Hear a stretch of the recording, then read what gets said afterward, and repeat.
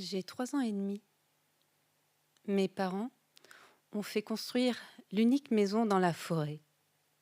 Je suis terre, arbre, pluie, vent, feu de joie, étoile. Mon jeu préféré, voyager. J'attends que le vent se lève et là, je monte jusque dans les nuages sous forme de molécules d'eau. Je redescends en tant que goutte de pluie ou flocon. Je ruisselle. Je visite égouts, stations d'épuration, corps, organes, cellules. Je suis conscience. Je sais que tout est lié. Je suis une. Je suis la vie, la joie, l'amour. L'école et mon environnement m'inculquent des règles qui me sont étrangères. Elles ne me sont vraiment pas naturelles. Néanmoins, j'aime faire plaisir, alors j'apprends. J'apprends. J'apprends. J'ai 7 ans. Je pleure pendant une semaine. Je me sens déconnectée, vidée, déboussolée.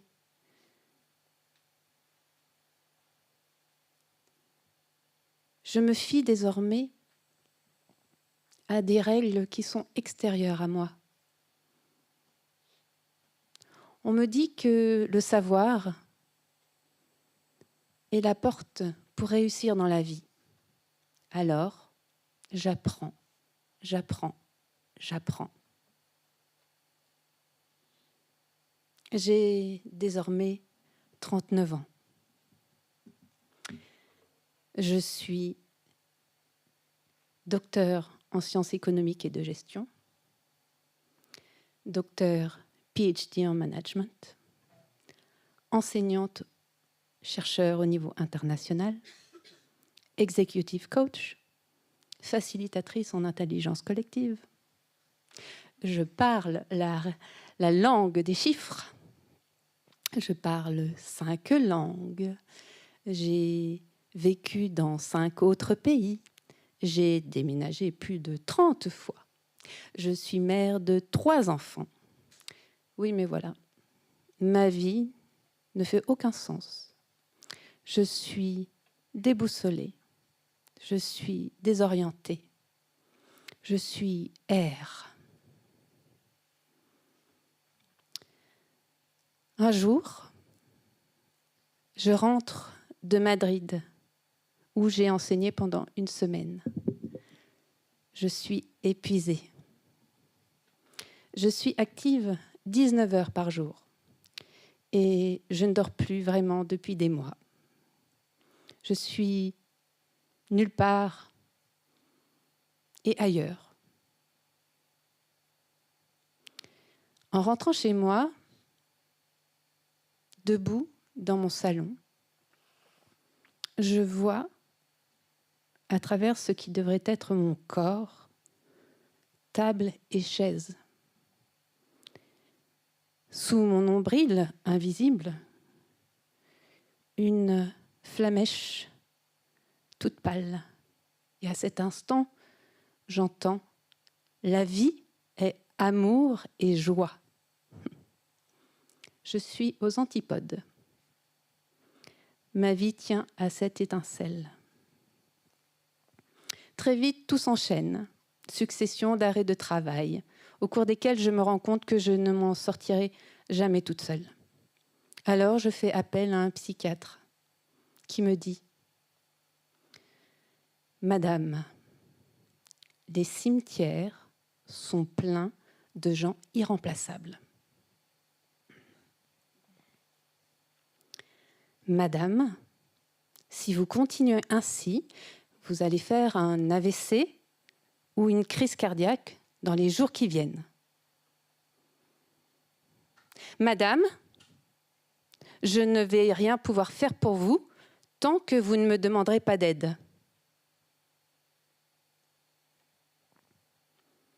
3 jours plus tard, en rentrant de Belgique pour le travail, je m'effondre.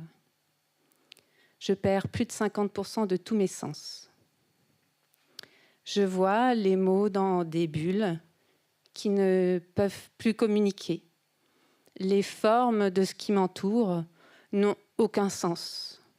Pendant 9 mois, je connais le silence radio entre mes oreilles. Aucune pensée, aucune émotion. Je suis le néant de l'éther. Mais le néant n'est-il pas source de tout ? Très vite, la petite étincelle reprend des couleurs. 3 ans. 3 ans. Il me faut 3 ans pour réapprendre à vivre, en pleine conscience, avec le reste de sens que j'ai. 3 ans pour que le sens revienne dans ma vie et que je récupère peu à peu mes sens. De retour dans le monde académique, je me rends compte que je ne fonctionne plus comme avant. Mon aventure a complètement reprogrammé mon cerveau. Désormais, les chiffres, les concepts, les théories ne me parlent plus. Ce qui me fait vibrer, c'est l'imprévu, l'inconnu, le surprenant, l'étrange, concret et subtil de la vie. Alors, pendant les 7 années qui suivent, ma vie prend un virage à 180 degrés. Je divorce avec amour. Et par amour pour moi. Je quitte le monde académique à la recherche de ce qui me fait vibrer à nouveau. Je m'immerge dans l'entrepreneuriat par curiosité et conviction. Je déménage 5 ou 6 fois supplémentaires. Je découvre les neurosciences et l'Ayurveda, médecine ancestrale, et je vais en Inde pour soigner les séquelles de mon burn-out très sévère. Au cours de cette même période, je connais la douloureuse expérience de la séparation des éléments en moi. Le vide de l'éther, l'agitation et le déboussolement de l'air, la colère du feu, le brouillard de l'eau, l'instabilité géographique liée à un manque de terre. Il y a 4 ans, je plonge enfin mes racines en Bretagne. Terre, me voilà. Enfin, je vais pouvoir me poser, m'apaiser. Enfin, je vais pouvoir m'atteler à ce qui me tient vraiment à cœur. Amener chacun et chacune à devenir la personne la plus importante de sa vie en écoutant les signaux de son corps, non pas par égoïsme, parce que c'est vital. Oui, mais voilà, cette année, durant toute cette année, alors que je m'affaire, alors que j'œuvre, des douleurs commencent à handicaper mon quotidien. Plus j'avance, plus je m'interroge, plus je cherche à comprendre, plus je change de posture, je change de communication dans mon entreprise, plus mes douleurs deviennent vives. Quelque chose coince. En mars dernier, face aux douleurs intolérables, je jette l'éponge. Je mets genoux à terre. Je stoppe tout. J'abandonne tous mes projets. Consciemment et délibérément, J'arrête tout ce que me dicte mon mental sous la pression financière. Stop. Place au silence, à l'immobilité. Et là,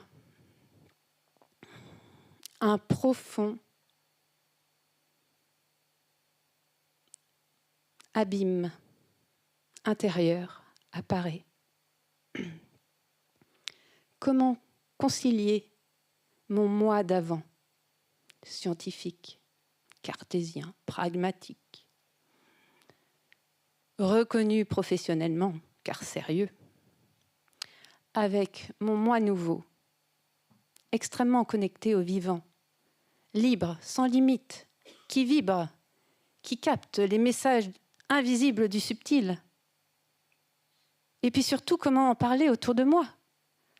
Comment me positionner par rapport au monde académique, au monde de l'entreprise, au monde de la santé, au monde de la spiritualité? Ça me déchire de l'intérieur. Et moi qui œuvre pour l'authenticité, c'est intolérable, insupportable. Mais là, mon corps ne me laisse pas le choix. Alors j'accepte. J'accepte la singularité de mon entièreté. Je me mets à l'aimer, à percevoir les potentiels inouïs qui s'offrent à moi. Et comme par magie, mes souffrances disparaissent peu à peu. Alors aujourd'hui est un grand jour. Aujourd'hui, j'ose me présenter une et entière dans toute ma singularité devant vous. J'ai réussi à retrouver la petite fille en moi, libre et sans limite grâce à l'éther, vibrante de joie grâce à l'air, source de lien grâce à l'eau, crépitante d'amour grâce au feu, confiante et enracinée grâce à la terre. Désormais, j'ai réussi à alchimiser les éléments en moi. Je parle leur langue, celle de la vie, celle de l'amour et la joie. Je vois et je fais les liens entre microcosme, macrocosme, entre invisible et visible, entre subtil et concret. Alors, me direz-vous? Eh bien, outre l'expérience de l'amour de soi plus fort que tout,